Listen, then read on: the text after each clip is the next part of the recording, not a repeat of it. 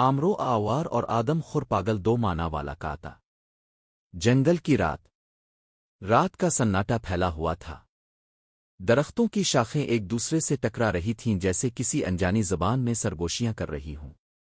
ہوا میں سڑاند بھری ہوئی تھی گویا کسی نے تازہ خون بہایا ہو۔ آمرو آوار آہستہ آہستہ جنگل کے بیچوں بیچ بڑھ رہا تھا۔ اس کے قدموں کی چاپ کے ساتھ ہر طرف گہری خاموشی مزید بوجھل ہو جاتی تھی۔ اچانک ایک چیخ گونجی۔ یہ چیخ کسی جانور کی نہیں بلکہ انسان کی تھی۔ پھر فوراً ایک ایسی آواز سنائی دی جو خوف سے روح تک ہلا دے، ایک طرف پاگل انسان کی ہنسی اور دوسری طرف کتے کے وحشی بھونکنے جیسی غرائب۔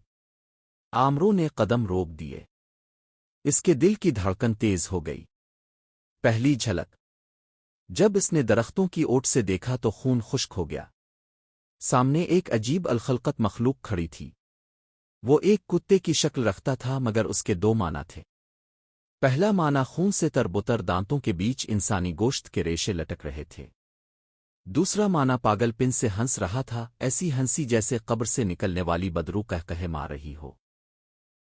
اس کی آنکھیں دہکتے کوئلوں کی طرح سرخ تھیں اور پنجوں کے نیچے انسان کی کھوپڑیاں کچل کر بکھری پڑی تھیں۔ آمرو نے خود کو سنبھالتے ہوئے سوچا، یہ کوئی عام جانور نہیں بلکہ جادوگر کی پیدا کردہ بلا ہے۔ کتے کا پہلا وار۔ کتے نے اچانک دونوں مانہوں سے ایک ساتھ چیخ ماری۔ جنگل کی فضا لرز الفاٹے۔ پھر وہ آدم خوردیو کی طرح آمرو کی طرف لپکا۔ آمرو نے زنبیل میں ہاتھ ڈال کر ایک آہنی جال نکالا اور پوری قوت سے اس پر پھینکا۔ جال لمحے بھر کے لیے کتے کو لپیٹ میں لے آیا مگر پھر اس نے ایک زوردار جھٹکا دیا اور جال ٹوٹ کر بکھر گیا۔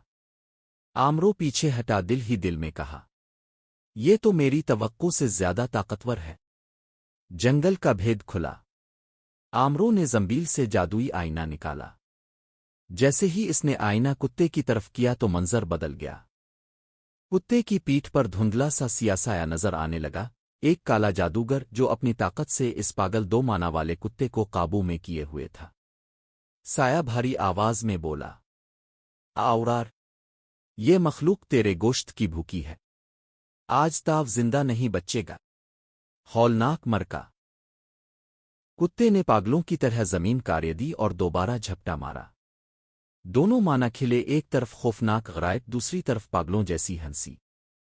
اس کے پنجے زمین کھودتے ہوئے آمرو کی طرف بڑھے۔ آمرو نے زنبیل سے زنجیری خنجر نکالا۔ یہ خنجر آسمانی لوہے کا بنا ہوا تھا جس پر پرانی دعائیں لکھی تھیں۔